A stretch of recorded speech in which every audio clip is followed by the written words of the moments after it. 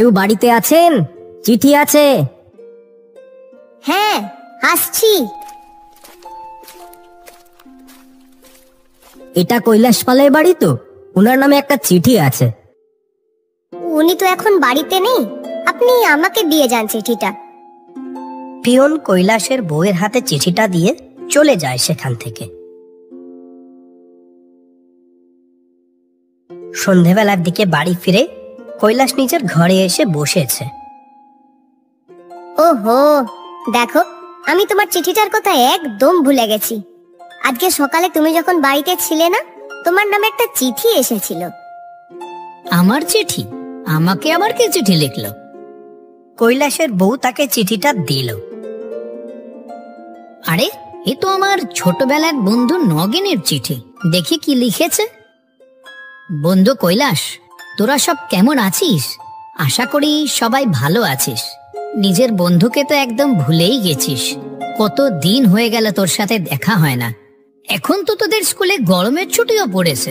কটা দিনের জন্য পারলে এসে আমার এখান থেকে ঘুরে যাস। না আসলে ভাববো বন্ধুর সাথে আর কোনো যোগাযোগ রাখতে চাস না। নগেন ঠাকুরপো তো ঠিকই বলেছে, এখন তো স্কুলে গরমের ছুটিও পড়েছে। তুমি না হয় 2-1 দিনের জন্য ঘুরে এসো ওখান থেকে, মনটা ভালো লাগবে। বন্ধুর চিঠি পড়ে কৈলাসেরও বন্ধুকে দেখতে খুব ইচ্ছে করে। ঠিক আছে, তাহলে 1-2 দিনের জন্য ওর বাড়ি থেকে একটু ঘুরেই আসি।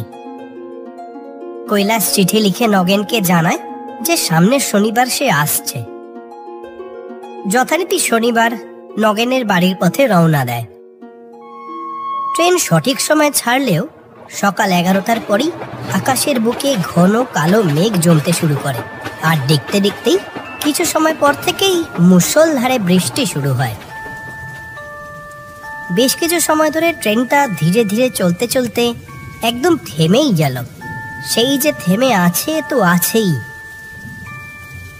কৈলাস এদিকে ওদিকে তাকিয়ে কিছু বুঝতে না পেরে পাশে বসে থাকা একজনকে জিজ্ঞাসা করে, ট্রেন তো সেই কখন থেকে থেমে আছে, কি হয়েছে বলতে পারেন? যা জোরে ঝড় বৃষ্টি হলো কতক্ষণ, মেঘঘাত তার ছিঁড়েছে। তা আপনি কোথায় যাবেন? ভুবনপুরে যাব। তা তো আরো অনেকটা পথ। আরো ঘন্টা 2 পরে ট্রেন ছাড়ে। ভুবনপুর স্টেশনে যখন ট্রেন এসে থামে তখন সন্ধ্যা পেরিয়ে রাত নেমেছে।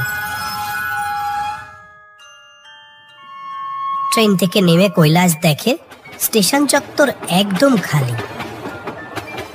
লোক থাকবেই বা কি করে? নয় নয় করে এখানে রাতও তো কম হলো না।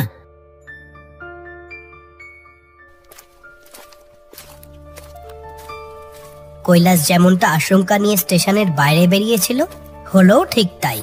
বছর 2 আগেও যখন নগেনের বাড়িতে এসেছিল সে, তখন দেখেছিল যে স্টেশনের বাইরে রিক্সা দাঁড়িয়ে থাকে, কিন্তু আজকে সেখানে একদম ফাঁকা। রিক্সা তো দূরের কথা, একটা লোকও কোথাও নেই। নগেন বেচারা না জানি আমার জন্য কত চিন্তা করছে। কৈলাসটা এই সময় কোথায় আটকে পড়লো কে জানে। 3 বার গিয়ে তো এই স্টেশনে ঘুরেও এলাম। ও কটার ট্রেনে আসছে সেটা তো চিঠিতে কিছু জানায়নি। এখানে দাঁড়িয়ে থেকে আর লাভ হবে না, পায়ে হেঁটেই নগেনের বাড়িতে যেতে হবে।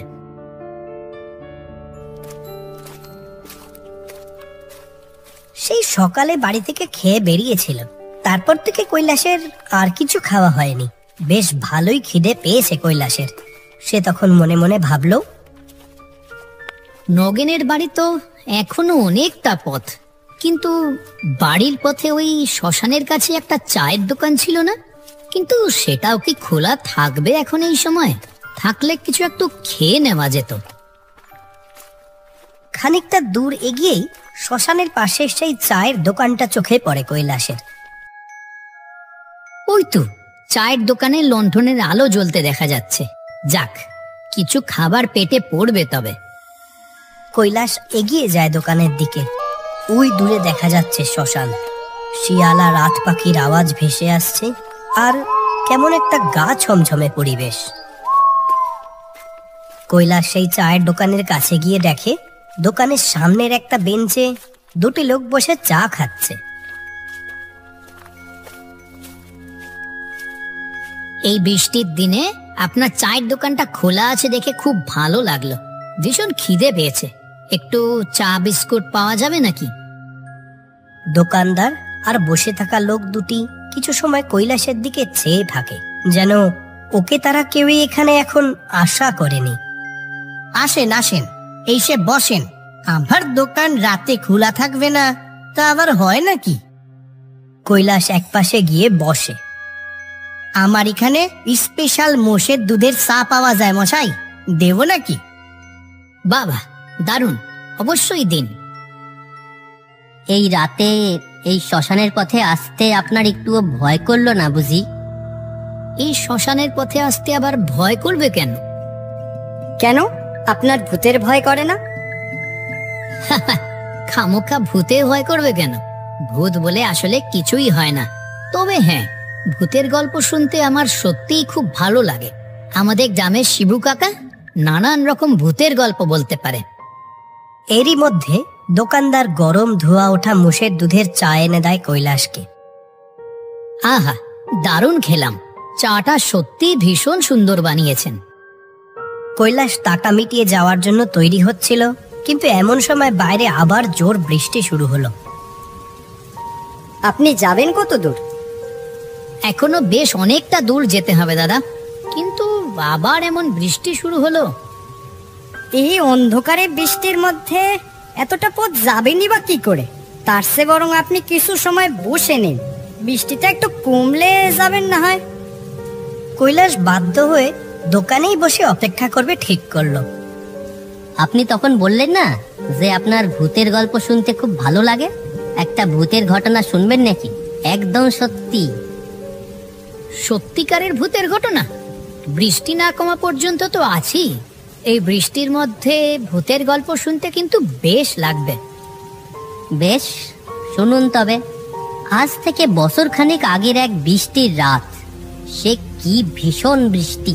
একটা চায়ের দোকানে বসে আছে দুটি লোক আর চায়ের দোকানদার। আজকে তো বৃষ্টি সারা রাত ধরে চলবে মনে হচ্ছে। আর কি জোরে জোরে বাস পড়ছে। তোমরা বাইরে বসে থেকো না, যেমন জোর বাস পড়ছে। না গো, কিছু হবে না। আজকে বাড়ি যাব কি করে তাই তো ভাবছি। আজকে দোকান না খুললেই ভালো হতো, রাতও অনেক হচ্ছে। এইভাবে বসে থাকলে তো মনে হয় সারা রাত বয়ে যাবে। ঠিকই বলেছো, আজকে তাহলে দোকান বন্ধ করে দাও। চলো বাড়ি ফিরে যাই। হ্যাঁ, তাই চলো। তারা চায়ের দোকান বন্ধ করছিল, কিন্তু ঠিক সেই সময় জোরে একটা বাস পড়ে। আর কিছু সময় পর দেখা যায় তিনটে লোক দোকানের সামনে মুড়ে পড়ে আছে। সত্যি ভীষণ দুঃখের একটা ঘটনা। পরিবারের সকলকে ছেড়ে ওদের এমন বেঘরে প্রাণ দিতে হলো, কিন্তু এতে ভূতিক আমার কি আছে? লোকের মুখে শোনা যায় যে ওই তিনজন নাকি ভূত হয়ে গেছে। এখনো ওদের রাতে সেই চায়ের দোকানে বসে চা খেতে দেখা যায়। মারা যাওয়ার পর আবার সেই লোকগুলোকে দোকানে বসে চা খেতে দেখা যায়? দূর, এসব আবার হয় নাকি? যারা মরে গেছে তারা তো আর নেই। কিন্তু তাদের আত্মা তো থাকতেই পারে। বাস পড়ে অপঘাতে মরেছিল কিনা? আমি ওসব বিশ্বাস করি না। ধরুন আমরা তিনজন সেই যারা বাস পড়ে মারা গেছিলাম, তাতেও কি আপনি বিশ্বাস করবেন না? আপনারা কি করে ভূত হতে পারেন? দিব্যি তো আমার সামনে বসে চা খাচ্ছেন, আমার সাথে বসে গল্প করছেন। আপনারা আমাকে যতই একা পেয়ে ভয় দেখানোর চেষ্টা করুন, আমার নামও কৈলাস পাল, আমি এসবে ভয় পাই না। ভালো তাহলে। উফ, তোমরাও না পারো বটে। একটা মানুষ আমাদের গ্রামে এসেছে তার বন্ধুর বাড়িতে ঘুরতে, কোথায় ভালো কিছু বলবে তা না পুরানো ঘটনা বলে চলেছে। দাদা, আপনি এখন যান, বৃষ্টিটা কমে গেছে। এরপর আবার বৃষ্টি শুরু হলে সমস্যায় পড়বেন। হ্যাঁ যান। আর আমরা ভূত নিয়ে বলছিলাম বলে আপনি আবার কিছু মনে করবেন না যেন। আপনার সাথে এতক্ষণ কথা বলে বেশ ভালো লাগলো। ভালো থাকবেন। তবে হ্যাঁ, ভূত হয়, আর সবাই কিন্তু খারাপ ভূত হয় না। কিছু ভালো ভূতও থাকে, তারা কিন্তু মানুষের কোনো ক্ষতি করে না। আপনাদের সাথেও কথা বলে সময়টা কিভাবে কেটে গেল বুঝতেই পারলাম না। 1-2 দিন তো আছি গ্রামে, বন্ধুর সাথে আসবো খন আবার। লোক তিনজন একে অপরের দিকে তাকায়, কিন্তু সেই কথার কোনো উত্তর করে না। আচ্ছা, চললাম। যান, সাবধানে যাবেন।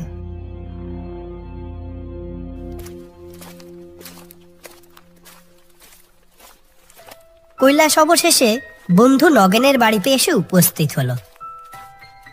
কৈলাস, তুই এত রাতে এত সময় কোথায় ছিলি? এত দেরি হলো, আমি কতবার স্টেশনে গিয়ে ঘুরেও এলাম। তুই আজকে আসবি বলেছিলি। দাঁড়া দাঁড়া, দম নিতে দে একটু। কি হবে, কিছু তো হয়নি আমার। আবার বাজে কথা বলে। চল চল, তাড়াতাড়ি করে ঘরে চল এখন। নগেন কৈলাসকে নিয়ে ঘরে যায়। নিশ্চয় তোর ভীষণ খিদে পেয়েছে। দাঁড়া, এক্ষুনি ভাত বসাতে বলছি।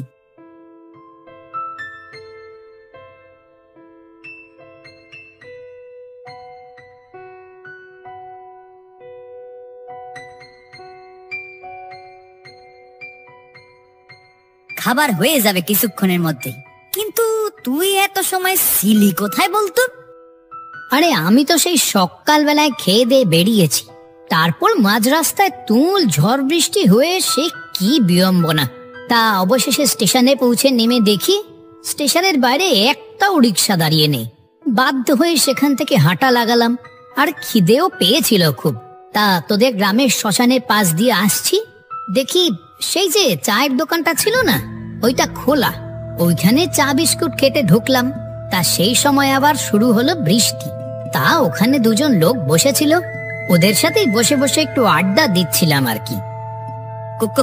কোথায় কোথায় খেয়েছিস? অমন আকাশ থেকে পড়লি কেন, যেন বুঝতেই পারছিস না?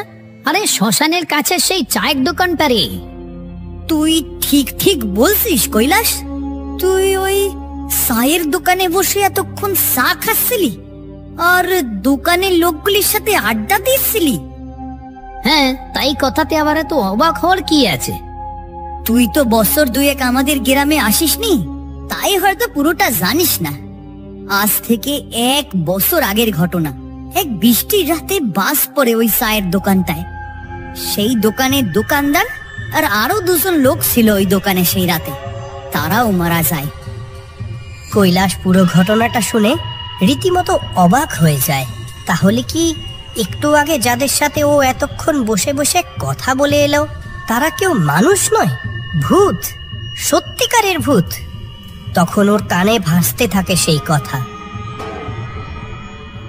ভূত হয়, আর সবাই কিন্তু খারাপ ভূত হয় না। কিছু ভালো ভূতও থাকে, তারা কিন্তু মানুষের কোনো ক্ষতি করে না।